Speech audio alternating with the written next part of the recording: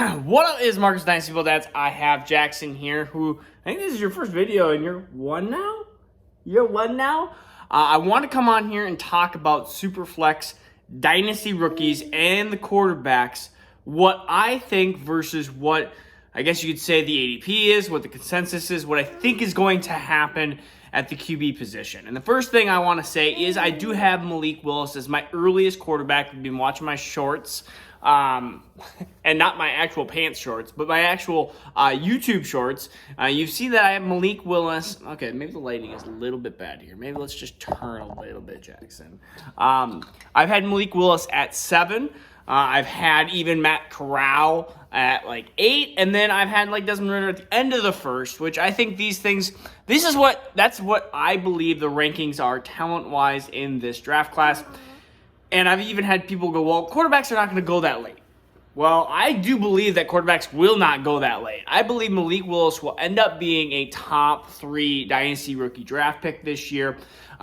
Teams are desperately in need of quarterback. And I don't blame anybody, at least for the Malik Willis being reached in that top 3. It's something I definitely won't do because I think majority of these quarterbacks are going to be backup quarterbacks or quarterbacks that are going to be more of like the Mitchell Trubisky, the Jameis Winston, and those quarterbacks even had a ton more hype going into their rookie seasons. I think that you're just going to have an NFL, they're going to be like that, or even like a Teddy Bridgewater fantasy-wise. You're probably going to get QB 27, and you're going to be like, oh, okay, well, he's a bye-week fill-in at times. Oh, Jackson wants to play with toys, so he's ditching me off this video. I think majority of these quarterbacks, again, are backup quarterbacks. It's why in the fantasy realm of things, if you look at 2021, which was not too long ago, because people always say, like, oh, quarterbacks. I had 4 quarterbacks as my top 4 rankings. Oh, can you see Jackson's head? Let's... Hi, Jackson. Hey, we'll back this up so people can see you as well. Yeah, look at you. Got this thing too. That was from his birthday. So when it comes to quarterbacks, I in the 2021 class, I had Trevor Lawrence, I had Justin Fields, Trey Lance, Zach Wilson in that order, top 4, and I said Najee Harris was somebody that could split those 4 up. Maybe. Don't go over there and move the camera. I see you. No, come over here. So, when it comes to this class, I think Breece Hall is the 101. He should be, no matter, I would like to say no matter what, but I would say 99% of the time, Breece Hall is going to be the 101.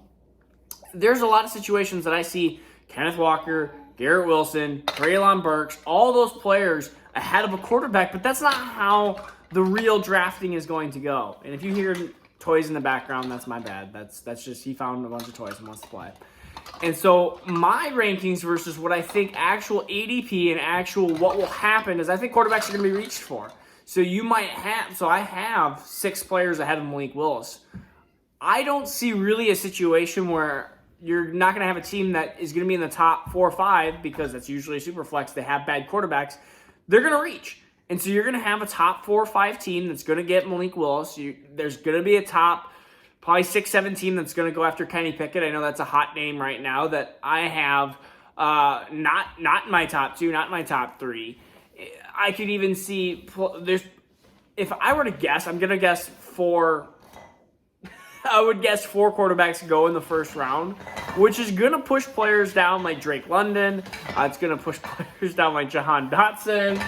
It's going to push players down like Isaiah Spiller, depending on draft capital, and all these other players as well. So that is the difference between and there he goes.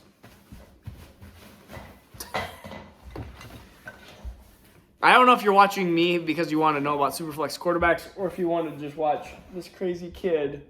Oh, you're done with that? Or you want to bring a toy in there? Want to bring a toy in there? This is what I'm dealing with today. So Jackson's home with me for today, right? Right, buddy? Do you like Malik Willis? Yeah, you want to talk about Malik Willis? Do you like Malik Willis? Do you like Kenny Pickett? Do you like Matt Corral? No, you don't like any of the quarterbacks. See, Jackson doesn't like any of the quarterbacks. Do you like Breece Hall? Do you like Javonte Williams from last year? No. A no. What? Yes. A yes. A no. How about Jamar Chase? You like Jamar Chase? How about Justin Jefferson? He's a Viking. You guys are like, probably get back to the quarterback Superflex stuff. All right. So what I think, because really a 107, 108 is a point where, especially in one QB leagues, is I wouldn't say no man's zone, but it's a zone that I don't want to be in. The draft falls off at 107 in one quarterback leagues, but in Superflex leagues, I think that cliff is going to start moving backwards. You might see it like 109, 110. You're going to have players, in my opinion, like I think Drake London specifically, or even Jameson Williams, or even potentially George Pickens, fall to 109, 110 area because you're going to have Kenny Pickett, Matt Corral, Malik Willis, all three quarterbacks in the top 10.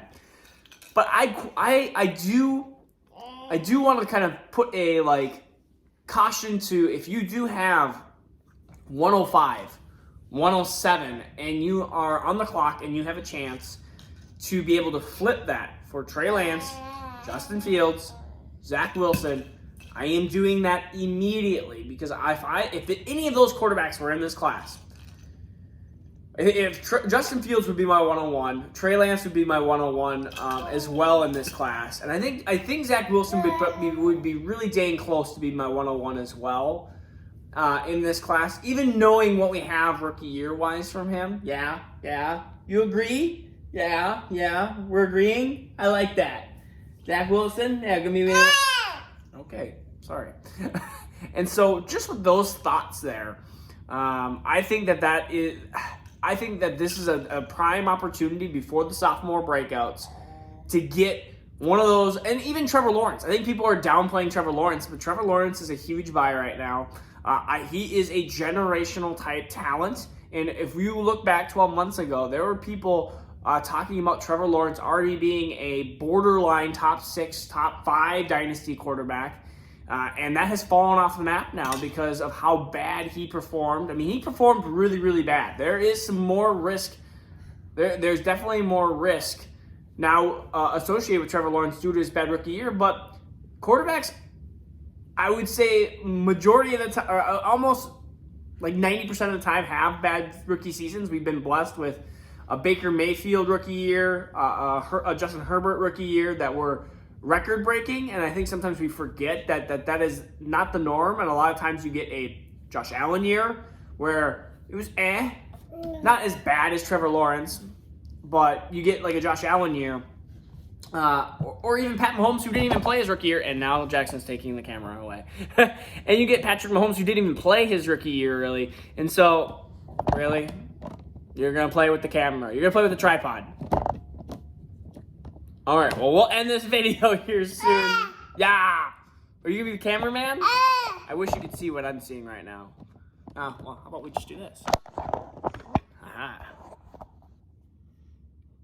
You've been caught.